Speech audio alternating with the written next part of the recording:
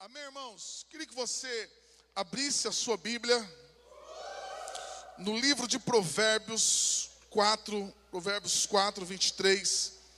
Livro de Provérbios, no capítulo 4, no verso 23.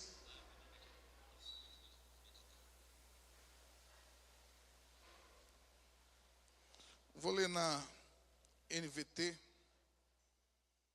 Depois no final nós vamos estar orando.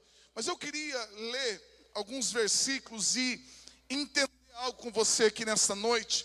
Provérbios 4, verso 23 diz assim, acima de todas as coisas, guarde o seu coração, pois ele dirige o rumo de sua vida. Eu queria que todos nós lêssemos juntos esse versículo, porque é um versículo que você tem que ter decorado. Esse versículo é um versículo que você tem que ter ele guardado no teu coração, que isso possa guiar a tua vida. Então vamos com bastante força aí. No 3 nós vamos ler todo mundo junto. Vamos lá. 1, 2, 3. Acima.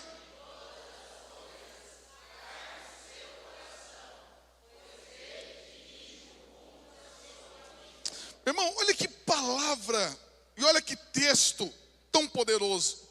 Porque quando nós olhamos para esse texto, quando nós olhamos para esta palavra, ela de certa forma nos chama tanta atenção, porque o texto está dizendo acima de todas as coisas, ou seja, nós temos muitas coisas, nós temos muitas prioridades das emoções.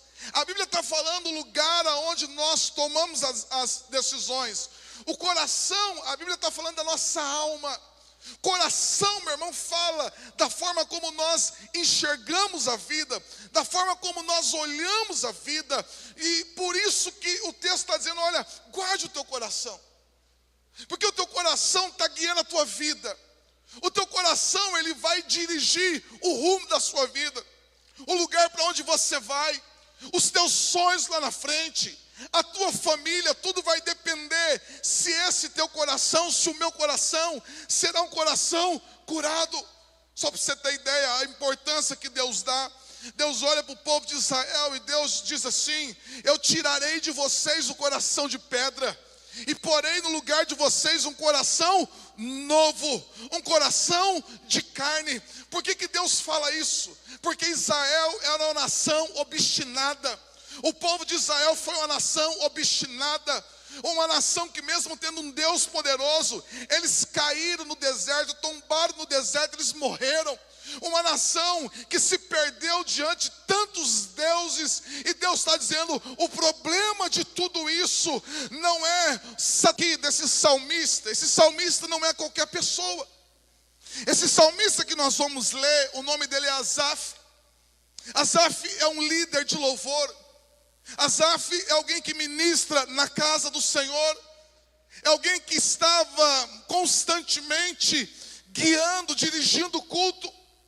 E esse ministro, esse salmista, em um momento da vida dele, você vai perceber que Asaf, o seu coração é contaminado.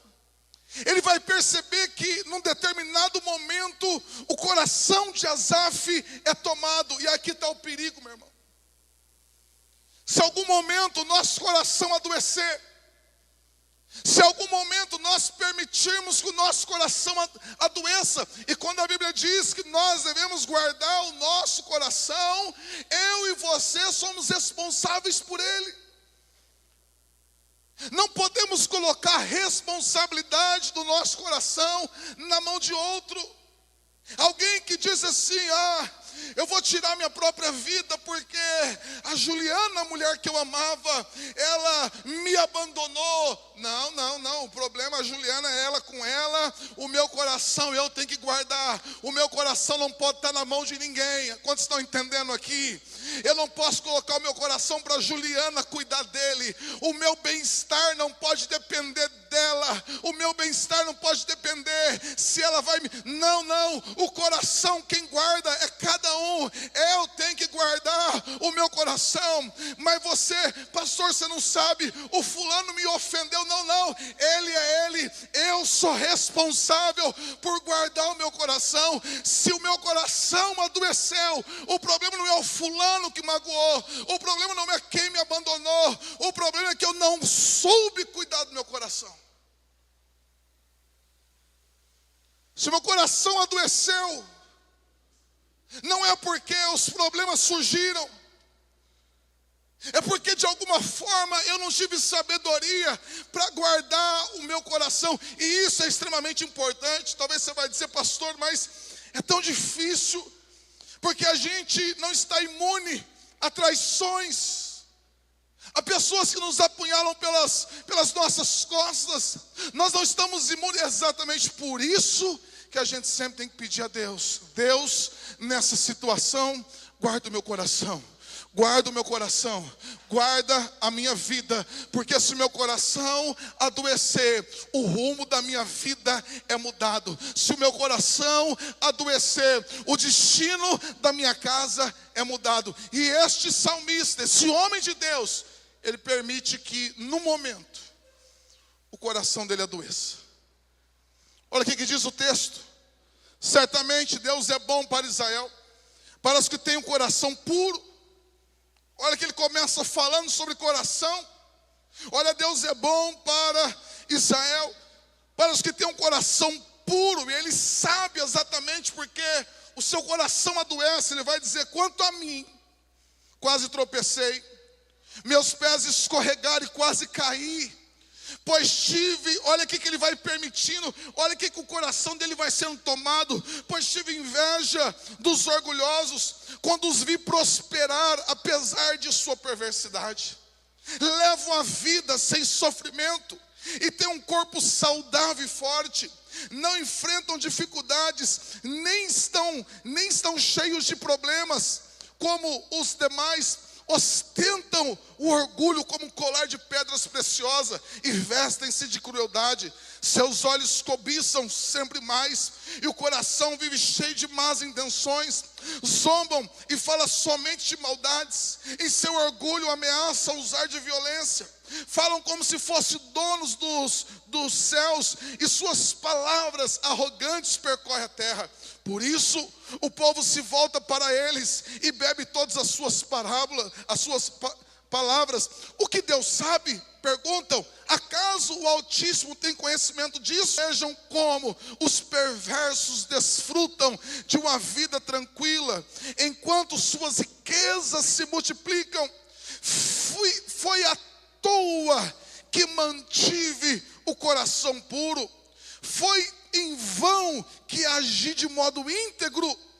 O dia todo só enfrento problemas. Cada manhã sou castigado. Se eu tivesse falado com eles, teria traído o teu povo. Tentei compreender porque prosperam. Que tarefa difícil. Então entrei no santuário, ó Deus, e por fim entendi o destino deles. Olha aqui para mim agora, meus irmãos. Nós estamos falando de um salmista, um dos mais conhecidos, que é Asaf. Nós estamos falando de alguém que tinha habilidade da música, da liderança. Alguém que não era alguém comum, mas era alguém de destaque, que foi chamado, que tinha uma unção, mas que em algum momento o seu coração adoece. Apesar de tudo isso, chega um momento da vida de Asaf que o seu coração é acometido. E quando o nosso coração adoece, a forma de nós olharmos a vida, a forma de nós interpretarmos a vida, a gente começa a interpretar a partir de olhos doentes, de um coração doente. Quando o nosso coração adoece, meu irmão, nós passamos a enxergar a vida através de olhos mentirosos.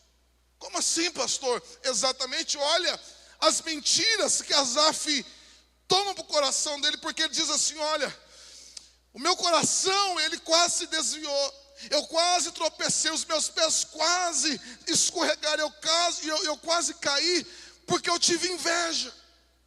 Inveja dos orgulhosos, meu irmão. Olha o que ele está dizendo. Eu queria estar na vida deles. O que é inveja? Inveja é que você querer o resultado. São a mentira que toma o nosso olhar quando o nosso coração adoece. Coloca o verso 3 que diz assim: pois tive inveja dos orgulhosos quando os vi, diga assim, quando os vi prosperar. Irmão, a primeira mentira. Quando o nosso coração adoece, a gente começa a enxergar a vida através de uma mentira. Por quê? Porque a palavra prosperidade significa Deus te suprir e você ser abençoado em todas as áreas da sua vida. Prosperidade é você olhar para as áreas da sua vida, para os setores da sua vida, e você vê que cada um deles ali, o favor de Deus está soprando. Ou seja, é você olhar para a tua vida financeira e você vê que as coisas estão fluindo. Mas é você olhar para dentro da tua casa e você vê que as coisas também estão fluindo. Existe uma alegria, existe uma paz ali dentro. É você olhar para você mesmo e você dizer: olha que satisfação que eu tenho na vida. Meu irmão, a prosperidade não existe na vida do perverso. A prosperidade só existe naquele que teme a Deus. A prosperidade, ela é uma bênção exclusiva de quem anda nos caminhos de Deus. Qual que é a mentira que Asaf acredita? Meu irmão, eu estava aqui olhando os versículos e a impressão é que, para vocês entenderem, é que Asaf pegou o celular dele, ele abriu o Instagram dele, e ele começou a passear pelo Instagram e pelo Facebook, e isso começa a tomar o coração dele. Por quê? Porque ele começa a olhar só um lado. Ele começa a olhar só um lado da situação, e ele não consegue enxergar um todo. Meu irmão, você não pode cair na inocência. Primeira coisa que eu quero te ensinar nessa noite: quem não teme a Deus, quem não serve a Deus, não está bem. Quem não serve a Deus, não tem sucesso. Talvez você possa dizer: não, pastor, mas eu conheço um monte de gente que não serve a Deus, eles até zombam de Deus e eles estão assim, prosperando. Pelo amor de Deus, não permita que o teu coração adoeça de enxergar bênção a partir apenas de fama e dinheiro. Pelo amor de Deus, não podemos cair nesse engodo.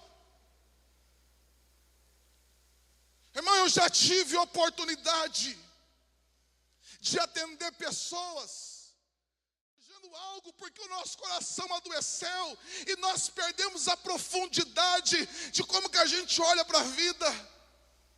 E às vezes nós estamos desejando algo que, se Deus pudesse mostrar para você o que está por detrás, você vai dizer: Deus, me perdoa. Mas esse é o problema de um coração que adoece. Ele começa a acreditar em mentiras, porque ele diz assim: olha, eu tive inveja quando os vi prosperar. Que prosperidade, meu irmão?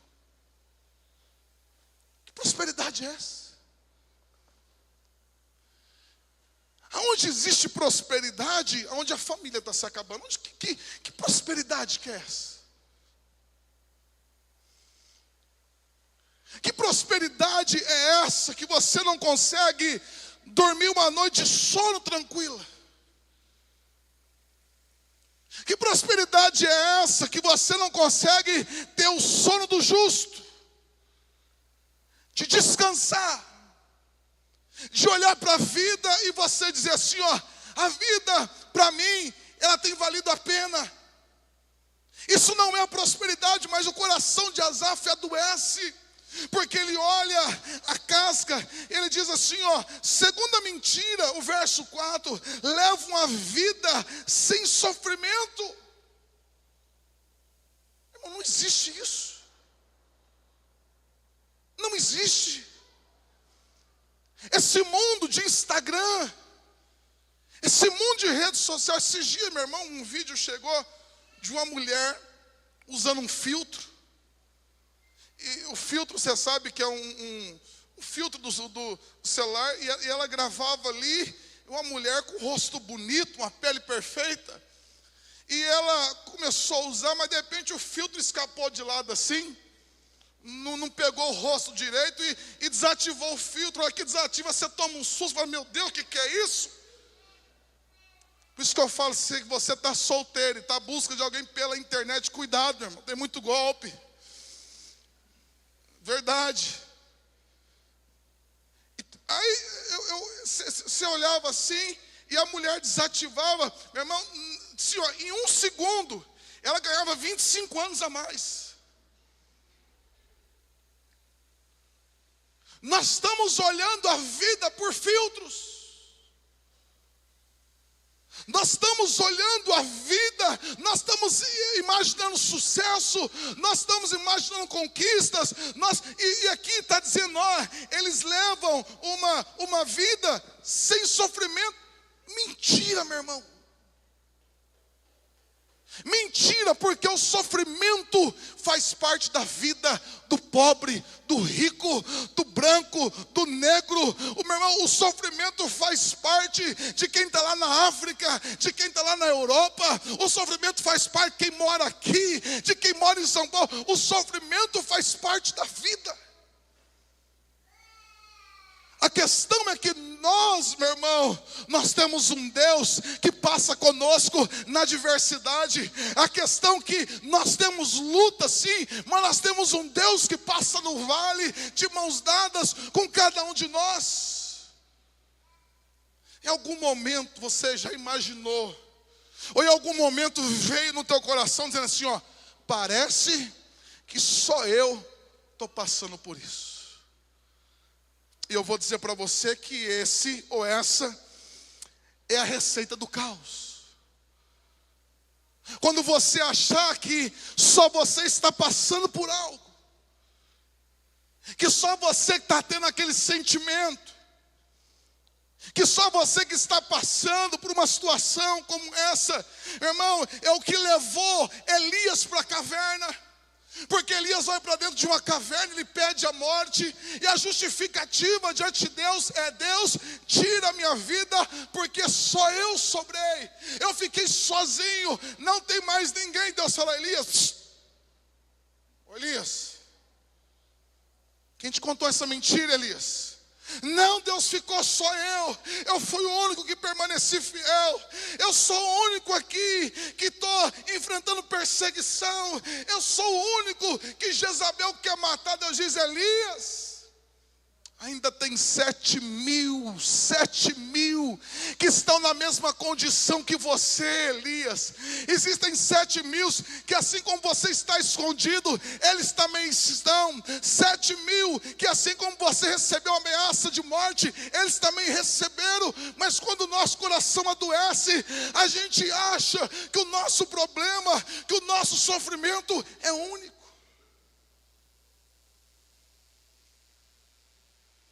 Às vezes a gente acha que essa situação que eu estou passando, ela não vai, é só eu. Acho que Deus me escolheu para esse sofrimento.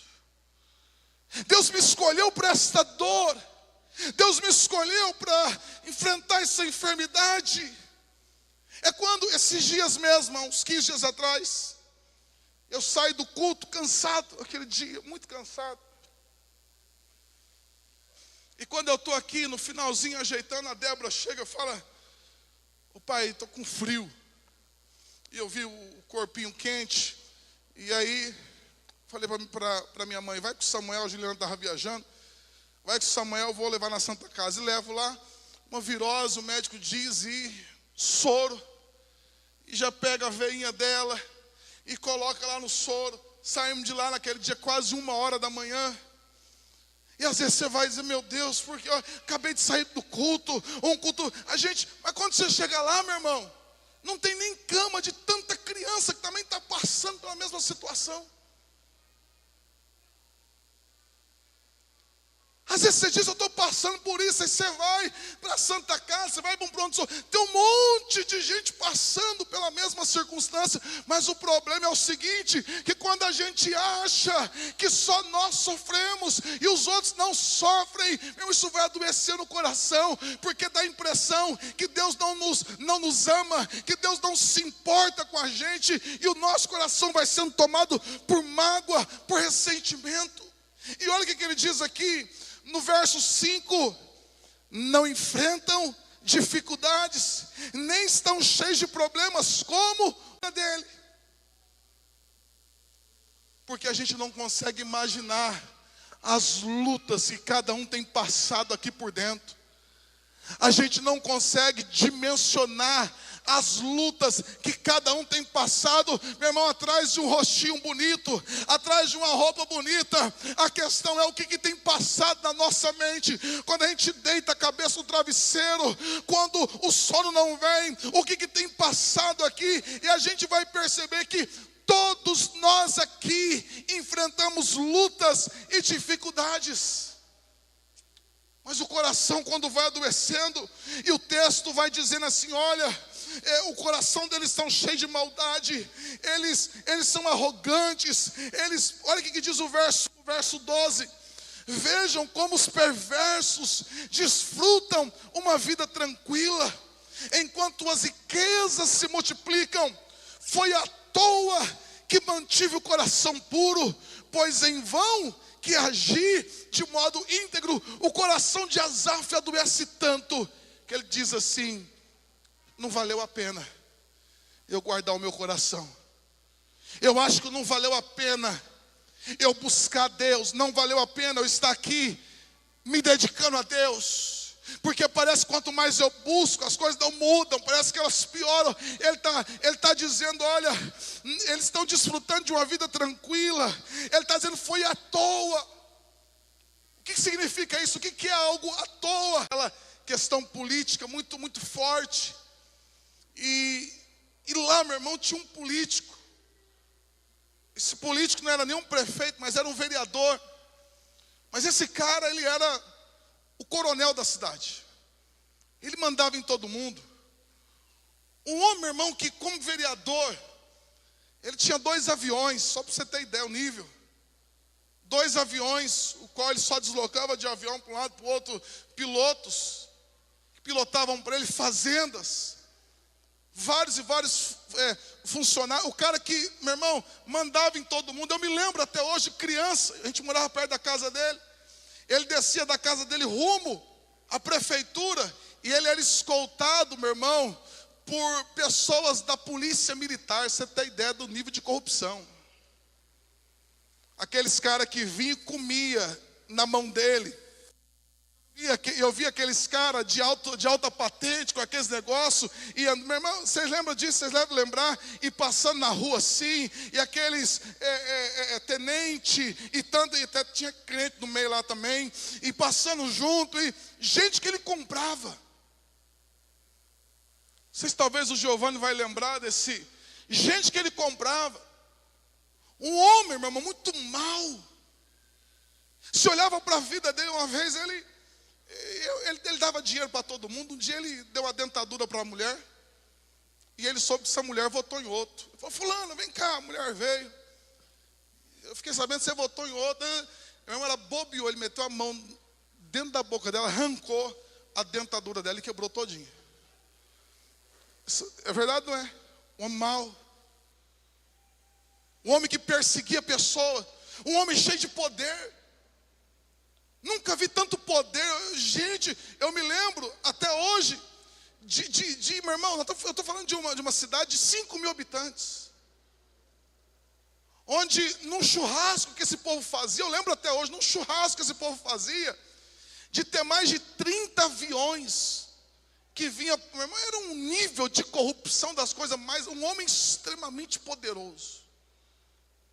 Costa quente, porque tem um monte de comandante da polícia, tenente, um monte de gente encobertando ele, outros políticos lá em cima. Então você imagina, um homem que você diz assim, ó, só para você ter ideia, eles iam para a praia, o filho era amigo meu, eles iam para a praia de avião. E o pai, na época, dava uma média assim, se eu não me engano hoje, uma média de 7 mil reais para cada filho, para gastar em uma semana de praia. Eram 3 filhos, se eu não me engano, então era um dinheiro absurdo. Aí você pensa, meu Deus do céu, o cara esbanjando dinheiro para lá e para cá, a gente passando por lutas, às vezes você lutando para ter um ovo para comer dentro de casa, servindo a Deus. Mas deixa eu falar para você, às vezes você fala assim, eu queria ter uma vida dessa. Só que deixa eu falar uma coisa para você. Quando você está com Deus, você pode por algum momento passar por alguma situação difícil. Mesmo servindo a Deus, você pode passar por algum momento de sofrimento, porque nós não estamos imunes ao sofrimento, à luta. Mas eu vou dizer algo para você. Aqueles que estão com Deus, eles passam pelo vale, mas depois do vale existe uma mesa preparada diante dos inimigos. Aqueles que estão com Deus, eles podem passar por dificuldades, eles podem passar por lutas, eles podem passar por aflições, mas, meu irmão, a Bíblia diz que Deus não desampara o justo, Deus não se esquece dos seus filhos. A Bíblia diz que pode uma mãe que amamenta se esquecer do seu filho, mas Deus não esquece. Meu irmão, já vi muita gente passar por dificuldade, passar por lutas, gente que serve a Deus passar por situações de tanta aflição, mas o que eu vi? Eu vi Deus se lembrando delas, eu vi Deus estendendo a mão e socorrendo, eu vi Deus livrando do perigo, eu vi Deus mudando a história. O que eu vi? Eu vi que aqueles que estão com Deus, eles podem até comer, porque quem está com Deus, meu irmão, não termina mal, mas termina mais do que vitorioso. E esse homem, era um dia de semana. Imagina um homem desse, com quantos inimigos esse homem não tinha. Era um dia de semana, noite do Oscar. Meu pai estava assistindo o Oscar, e esse homem chega com seu carro, e ele tinha que bater na porta, porque tinha um segurança dele que dormia, e aí esse segurança vinha armado e atravessava com ele, para ele entrar na casa dele. Todo dia esse era o procedimento. Ele tinha um segurança que nós conhecemos, um paraguaio grandão, corcunda assim, sempre armado. Esse homem político que eu estou falando, ele batia na cara de comerciante, e ninguém podia fazer nada com ele, porque ele mandava matar. E um dia esse cara chega com seu carrão, e a hora que ele vai bater na porta do segurança, para que o segurança atravesse com ele, tem um cara em cima do muro, com uma escada, e com a espingarda calibre 12 apontada para ele, e esse cara dá um tiro nas costas dele. Só para você ter ideia, pessoas dizem que o tamanho do tiro foi tão grande que cabia uma mão nas costas dele. A hora que o segurança abre a porta, ele já está caído, nunca acharam esse cara, e todo aquele império, em questão de meses, foi se desabando. Aí você pergunta, e aí, como ficou a família?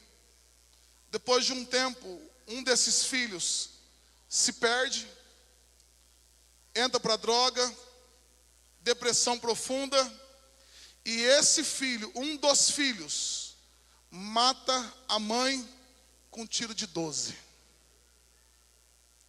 E depois que ele mata a mãe com um tiro de 12, esse filho pega essa mesma arma. Não tem um que termina bem. Não tem um que terminou bem. O dinheiro não pode salvar. Aqueles tenentes, aqueles coronéis não puderam salvar. E é por isso que Asaf, ele chega no verso 17, e ele percebe que Deus começa a curar o coração dele. Projeta para a gente, porque Asaf está com o coração doente, ferido, e no verso 17 ele diz até que eu entrei em teu santuário. Ou seja, não é apenas um lugar físico, Ele entrou numa dimensão de comunhão com Deus. Ele entrou num lugar de intimidade com Deus. E o texto diz: ó Deus, e por fim eu entendi o destino deles. Irmão, o que adoece a nossa vida? É quando nós começamos a olhar a vida não da perspectiva de Deus. O que nos adoece, o que adoece o nosso coração, é quando nós olhamos para a vida a partir das nossas feridas. Mas quando você entra em Deus, você entra neste lugar, Deus te transporta para este lugar aonde Ele está, e você começa a ver a vida a partir de como Deus vê. Você começa a ver a vida a partir da ótica de Deus. Foi isso que fez o José do Egito perdoar os seus irmãos.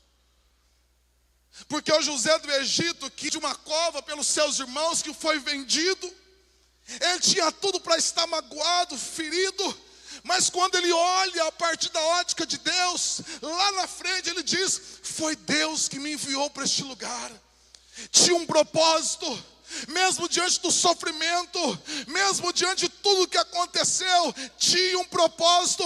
Meu irmão, eu não sei qual a dificuldade que você tem passado, a luta que você tem passado, mas eu creio em algo. Eu creio que se você é alguém que serve a Deus, que teme a Deus, Deus tem um propósito para você. A tua história não vai terminar mal, mas você vai terminar bem, para a honra e a glória de Deus. Você pode aplaudir a Ele, no nome de Jesus. Então entrei em teu santuário, ó Deus, e por fim entendi o destino deles. Tu os puseste num caminho escorregadio e os fizeste cair do precipício para a destruição. São destruídos de repente, completamente tomados de pavor.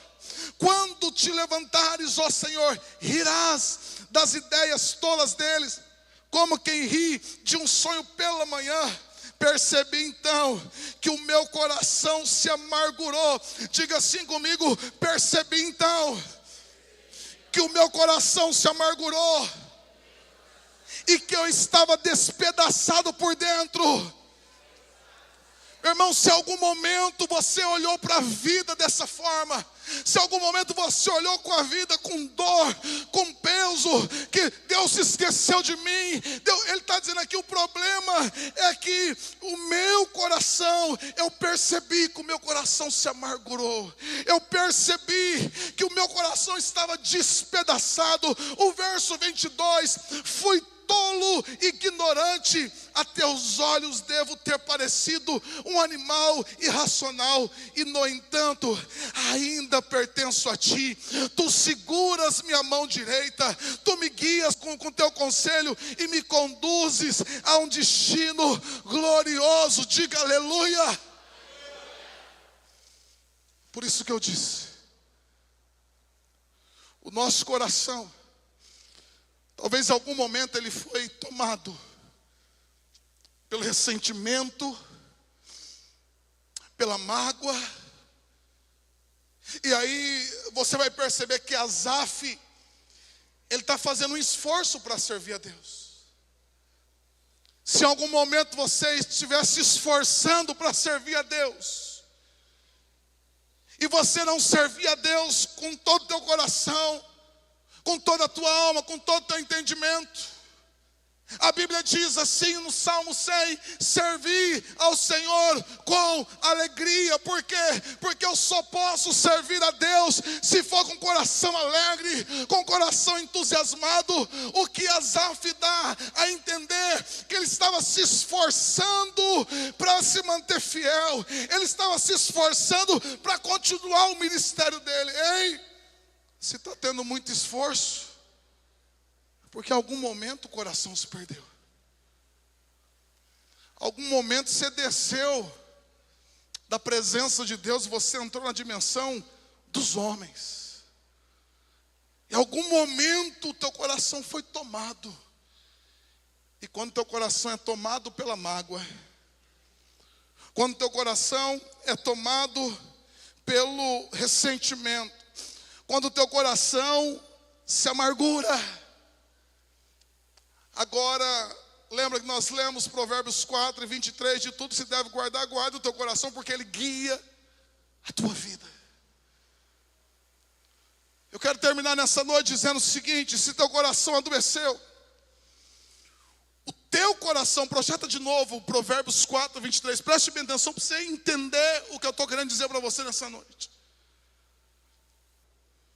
Se o coração se amargurou, pode ser que você esteja caminhando por um caminho que não é o que Deus te chamou. Se algum momento o coração se perdeu,